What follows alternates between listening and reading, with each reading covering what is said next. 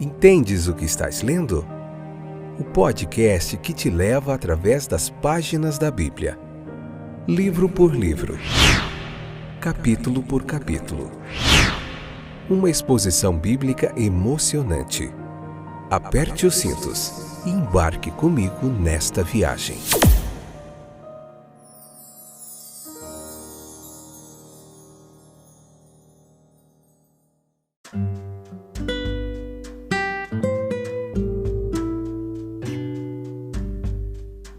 Olá, estou de volta, eu sou o Fábio e esse é mais um episódio do podcast Entendes o que estás lendo.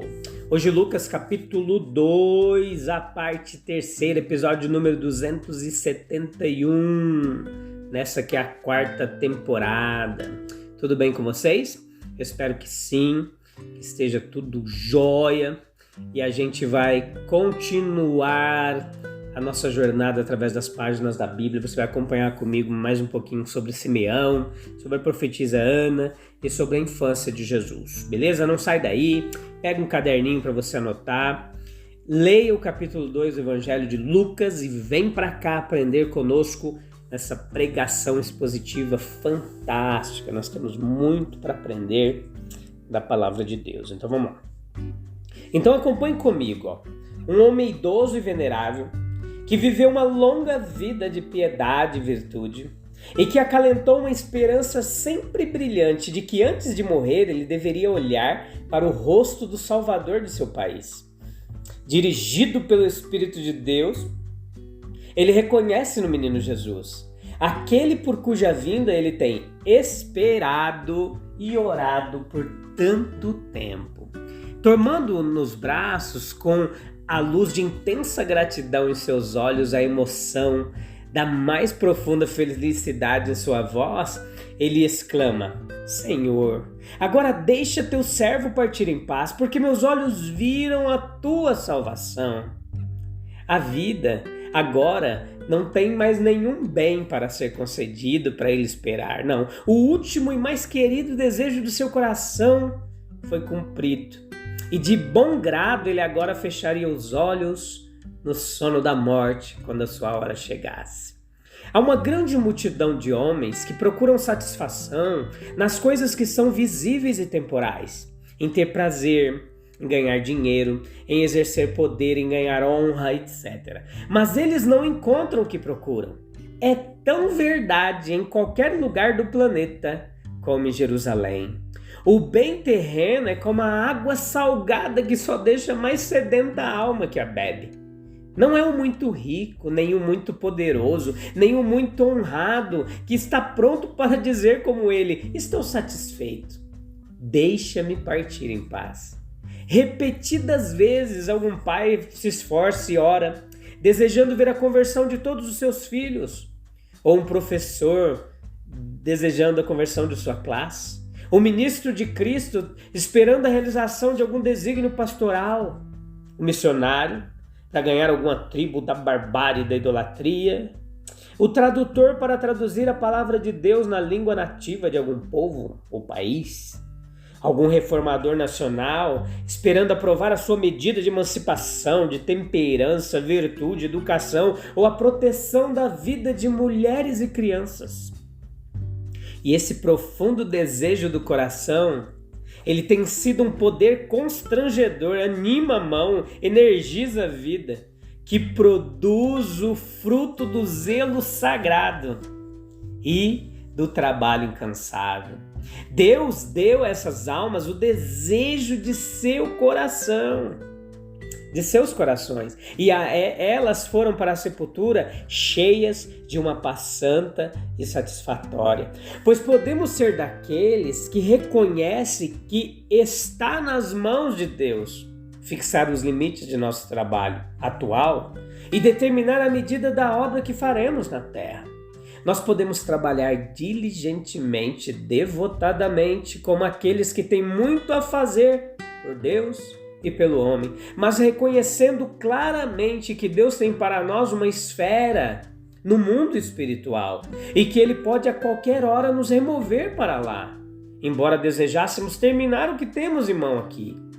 Se tivermos o Espírito de Cristo, em nosso serviço, se formos aonde cremos que Ele nos envia e trabalharmos da maneira que cremos ser de acordo com a sua vontade, nós podemos descansar na calma certeza de que a hora de parar o trabalho santo é a hora da designação de Deus, e uma paz tão calma como a de Simeão pode encher nossa alma ao deixarmos uma obra inacabada, uma obra não acabada na terra, para entrar em uma esfera mais nobre no céu. Nosso próprio Senhor foi algo pelo qual os homens de sua época foram provados. Ele veio para salvar o mundo, como ele disse. No entanto, também era verdade que para julgamento ele veio, como ele também disse em João 9,39. A sua missão não era provar, mas redimir. Mas, no entanto, foi uma consequência incidental necessária de sua vinda, que o caráter dos homens que entraram em contato com ele seria severamente testado. Aqueles que hoje buscam fervorosamente a Deus, a sabedoria, a justiça, sentam-se alegremente aos pés do Mestre, do grande Mestre, para aprender dele. Mas aqueles que vivem para o prazer, para o ganho, para a honra que vem apenas do homem, para este mundo que passam por ele indiferentes ou hostis.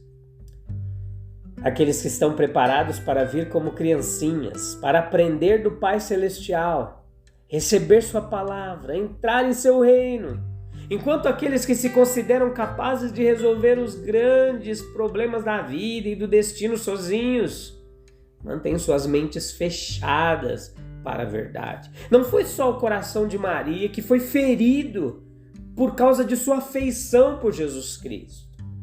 A lealdade a Ele provou para aquela geração e provou em todas as épocas desde então uma espada que feriu e matou muitas vezes e em muitos lugares.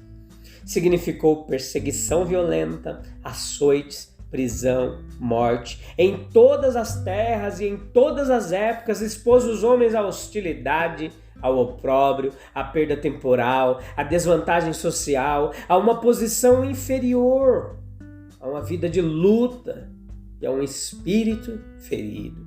O nosso Senhor, Ele nos convida a considerar este acompanhamento inevitável da integridade espiritual como uma honra e uma bênção ao invés de um estigma e uma maldição. Aquela criança foi preparada para a queda de muitos. A verdade que Jesus falou, a grande obra de salvação que Ele realizou, provou a muitos, não apenas em Israel, mas em todas as terras onde foi divulgada uma rocha de escândalo.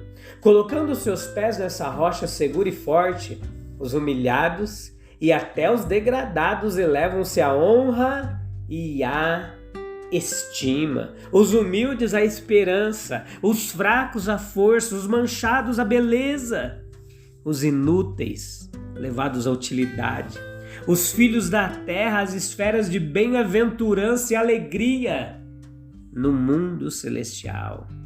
Depois, aqui no capítulo 2 ainda, do versículo 36 ao 38, nós vemos o testemunho da profetisa Ana.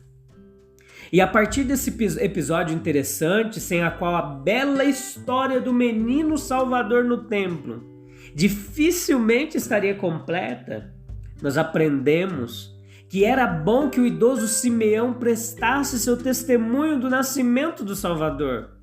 Mas também foi bom que essa profetisa idosa e honrada devesse da mesma forma dar graças. A mulher na pessoa de Ana pode muito bem se alegrar, pois no reino de Cristo não há nem homem nem mulher. Toda distinção de sexo é desconhecida. A mulher é tão livre para entrar nesse reino quanto o homem. Ela pode alcançar uma posição tão alta por excelência pessoal nele.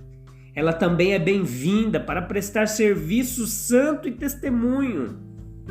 Certamente colherá a recompensa da fidelidade no reino dos céus ao qual ela conduz.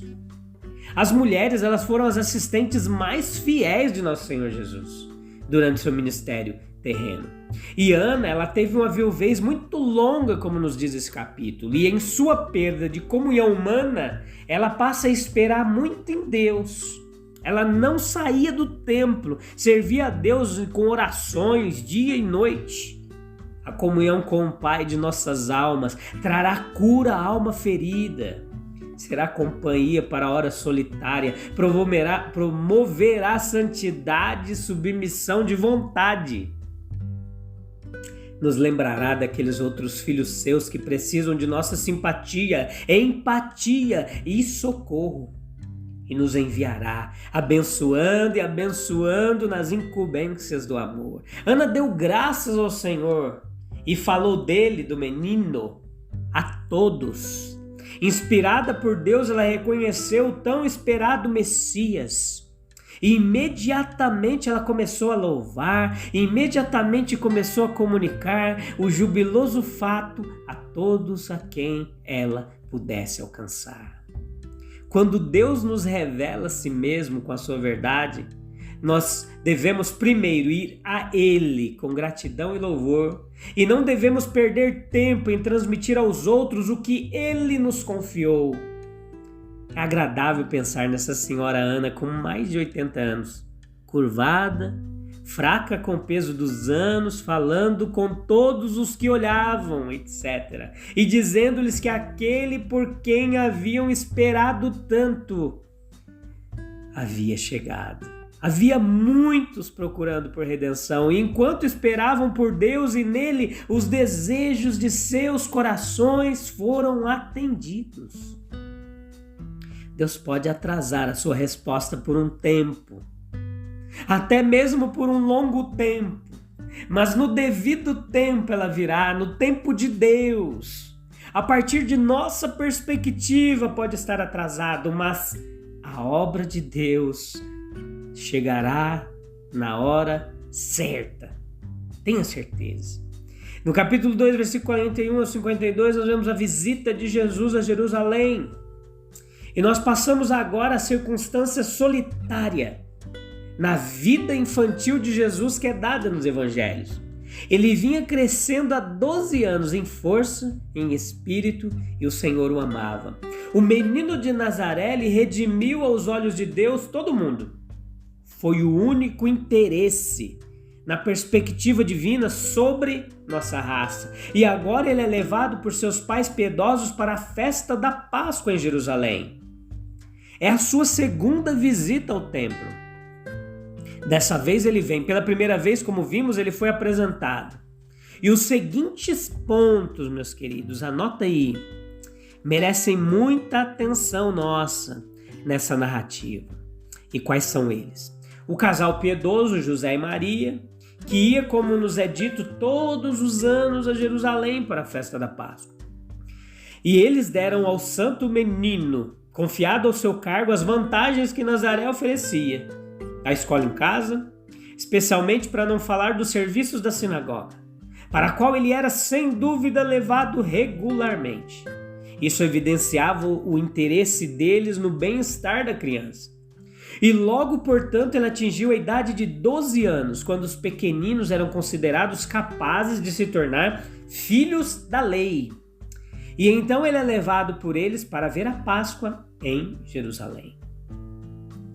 A sua vida piedosa e consistente foi uma excelente preparação para as solenidades da grande festa. Jesus ficou cara a cara com as cerimônias depois de experimentar os mais ternos cuidados domiciliares. O cuidado deles foi ótimo, mas não foi absolutamente perfeito, não. Na pressa da preparação para o regresso à casa, os pais partiram com a caravana, com a impressão de que ele devia estar na companhia dos meninos que estavam em número considerável junto à procissão. Os 7 dias da festa da Páscoa tinham sido uma festa rara para Jesus. Os sacerdotes e rituais e toda a vida variada que enchia o pátio do templo devem ter sido uma revelação para ele. Ele trouxe a consciência de um judeu instruído na lei sobre o templo e seus serviços. Devemos olhar em sua mente através do Antigo Testamento. Lá encontramos a ideia da paternidade de Deus em relação ao povo várias vezes referida. E para o menino pensativo, portanto, o templo era considerado o lar daquele que era um pai para todos os que nele confiavam. E essa ideia geral de paternidade, ela tornou-se especializada em suas reflexões profundas e reverentes. E ele não podia deixar de sentir em relação a Deus como nenhum judeu jamais sentira antes. Se ele teve, quando criança, a revelação adicional ainda feita a ele, de sua relação peculiar com Deus, como unigênito, ou alcançou isso no decorrer dos anos, é o que não podemos ter certeza. Em todo caso, o templo era a casa do Pai. Para ele, o rapaz solitário se voltou. Ele se sentiu irresistivelmente atraído por Deus, pelo Pai. Agora que os guardiões terrenos, os pais terrenos haviam ido embora. Então, beleza? A gente se encontra no próximo episódio, onde a gente vai concluir esse capítulo. Beleza? Te encontro lá. Um abraço. Deus abençoe. Lembrem-se sempre de nós nas suas orações, para esse trabalho, para Deus continuar nos ajudando. E eu também continuarei orando por vocês. Um abraço. Deus abençoe. Tchau, tchau.